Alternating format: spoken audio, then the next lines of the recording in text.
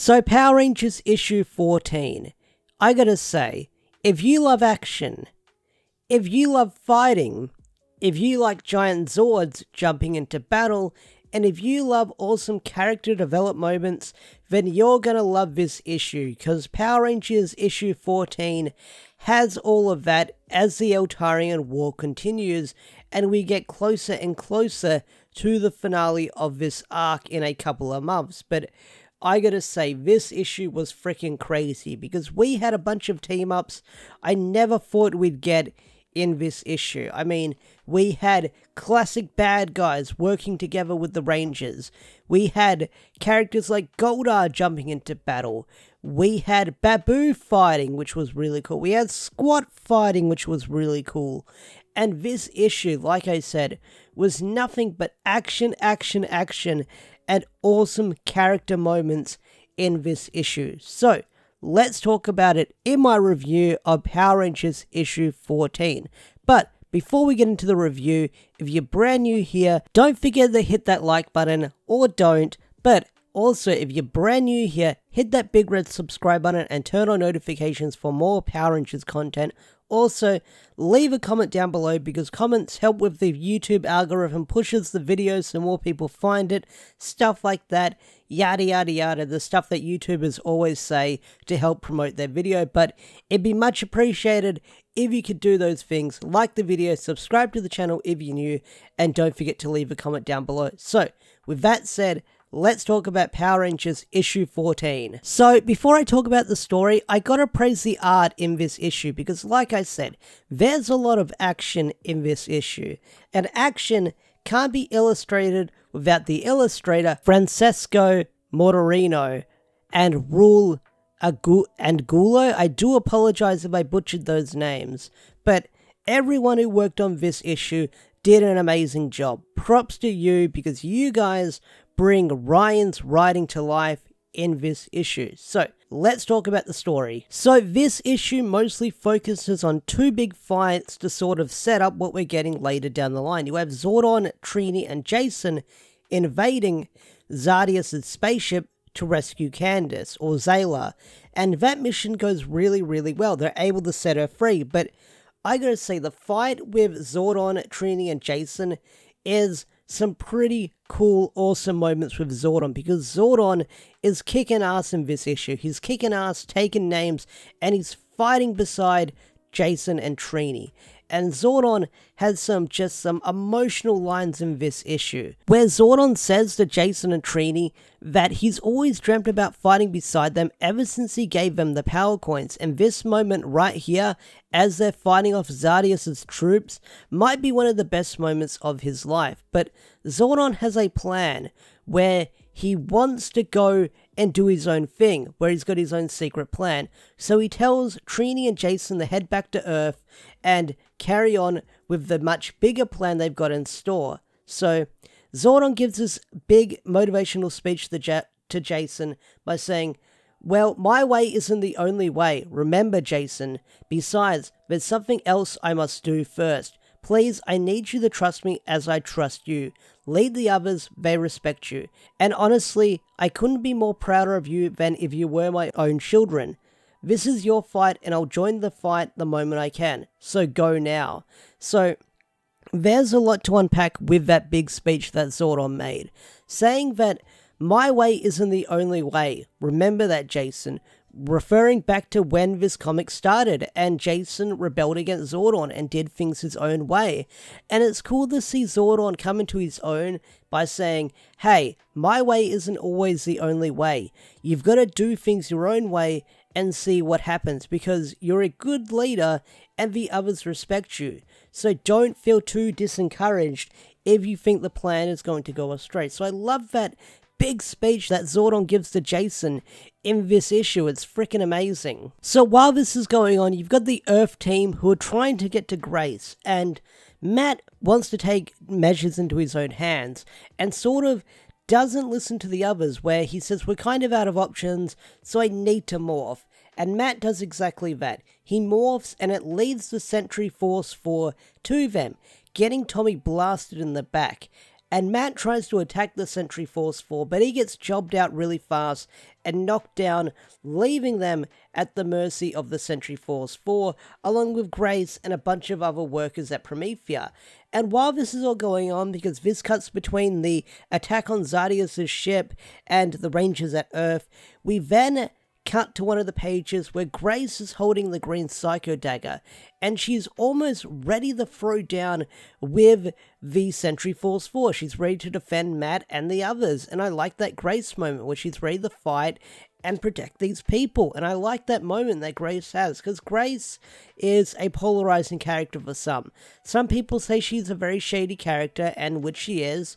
She does a bit of weird things here and there, taking measures into her own hands, but seeing Grace hold the Psycho Dagger, ready to fight the Sentry Force 4, I like that moment. She's in a ride or die moment and she's ready to throw down. So as Grace stands her ground and is ready to die fighting the Sentry Force 4, she is suddenly saved by the rest of the Mighty Morphin team. Kimberly, Adam, Rocky, Billy, Zayla, and Babu, Goldar, and Squat. So you've got the Mighty Morphin team, an Eltarian soldier, and Lord Zedd's henchman ready to fight the Sentry Force 4, and you get some amazing team-ups in this issue.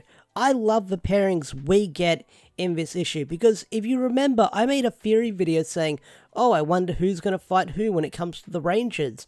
That threw me totally off guard, seeing the bad guys work together with the Rangers.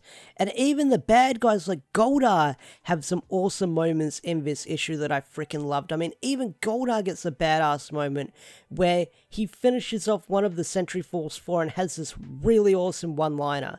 But Kimberly arrives on the scene and tells Tommy and Matt to get up because we've got big plans right now.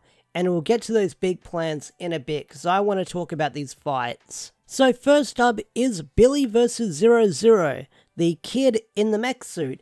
And I love the artwork as Billy's fighting off against the mech suit, because you see Billy, I don't know if this is Billy using astro projection to sort of make shadow clones, but it can either be that or Billy's moving really fast in his suit that he's jumping all over the place, so it's sort of leaving illusions at the speed that he's moving. But either way, Billy's facing off against 00. He admires their attack and compliments it, and they sort of have this back and forth, and then Squat jumps in, uses some kind of disruptor to stop the suit, and that's how Billy and Squat win their fight, which is really cool. So I love how the Rangers are coming really prepared in this fight. So that's the first fight done. Next up is Babu and Adam against Zag. And I really like this pairing because Adam and Babu, they battled against each other when Babu was the Dark Ranger, I believe, when he had that spider-like design. And I freaking love the fight that these two have, because a lot of these fights are finished in like a single page. So the pacing for these fights are done really well. Like, you turn one page, a fight's going on, you turn the next page, there's another fight for most of these fights. And the fight between Babu and Adam, it's Adam and Babu working together, and what they do is they throw a sort of like a potion in Zag's face to blind him and sort of create this illusion. And Zag is just trash talking the entire time. He talks a lot in this fight, and Adam is easily able to one-shot Zag and just knock him out right away by telling him to shut up, he talks too much.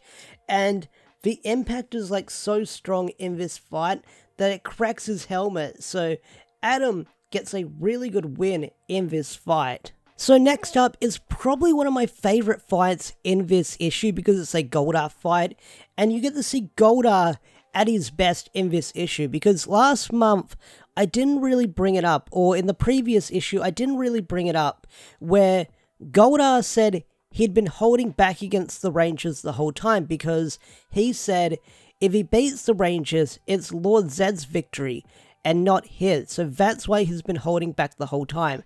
And this time, we get to see Goldar at his peak in this fight. So Goldar's fighting against the butterfly person. I can't remember their name. I'll have it up on screen. But they're taunting Goldar, saying, oh, you've got wings, how terrifying, you gotta think clever to fight me. And Goldar replies with, I don't fight clever, puts her in a headlock, grabs her by the neck, and slices off their wings, easily disposing of them. And Goldar's response with, as he wins that fight, saying, I don't fight clever, I fight dirty. And that line just made me clap with how awesome Goldar took out his opponent so easily. Like, awesome Goldar moment right there. The final fight we get in this issue is Rocky and Candace versus the Sword Guy. And like I said, it's over in a page, and Candace is easily able to defeat him. And Candace gives the big hero speech saying, hey, you don't have to work with Zartus, come fight with us, we're the heroes. But then Zartus appears floating down on the planet Earth with the Imperials, and he's like, alright, we're gonna blow up this planet, I'm tired of this shit, let's just blow this world to a crisp. And Kimberly responds with, before you do that, you might want to talk to them first. And then when you turn the page, you get this awesome page spread of the Omega Zords, the Dragon Zord, and the White Tiger Zord. All these Zords ready to fight in action. I gotta say, this was an awesome page. I love the artwork of this page with the Dragon Zord, with the Omega Zords, with the Tiger Zord. It's a freaking amazing concept, and you actually get to see how Yale controls the Zord in a way where you sort of see them like in their cat pose in the cockpit, and you actually get to see how the Zord is moving different compared to when Kia used it, because this Zord is on all fours, and that makes sense because that's how they would control it, because, you know, they're a cat, so I'm guessing it's like a giant VR system for Yale controlling this Zord. But I gotta say, really freaking amazing page. On the last two pages, we have Zordon on the moon, and he's going to go into the Cave of Deception to retrieve the Zeo Crystal. And he tells Alpha, once I've got the Zeo Crystal, teleport me back to the Rangers, and we'll continue on with the plan. So, my guess is, they're going to use the Zeo Crystal on Zartus, and Zartus is going to use the Zeo Crystal to sort of have that same impact as what happened to Zolfram/Zed all those years ago. But I don't know what Zordon needs the Zeo Crystal for. Some are speculating maybe they'll use the Zeo powers early in this arc to tease those powers to come later down the line. I'm not entirely sure, but the issue ends with a voice calling out to Zordon saying, I don't think you need to do that because you and I have all the time in the world. In fact, I've been waiting for this moment all my life. And it's Lord Zed standing there with the destroyed ruins of the moon base ready to fight Zordon.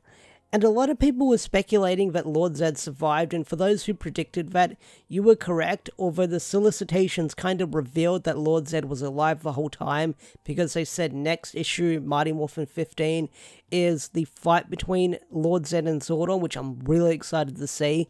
But yeah, Lord Zed's alive, and it kind of ends with the cliffhanger that Lord Zed and Zordon are going to fight. They're going to throw hands, something I'm really excited to see as well. So more action is coming next month in Mighty Morphin 15.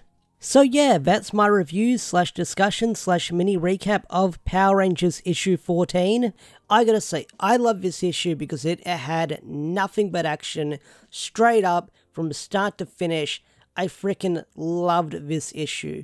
And I can't wait to see where the Eltarian War is going to go next, because next month is Zordon vs. Zed.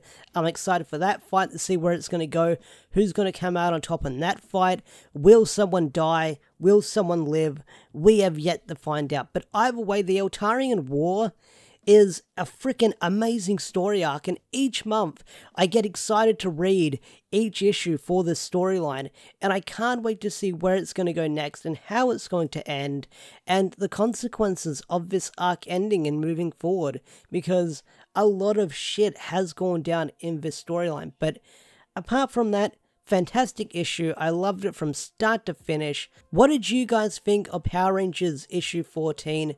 Tell me in the comment section down below.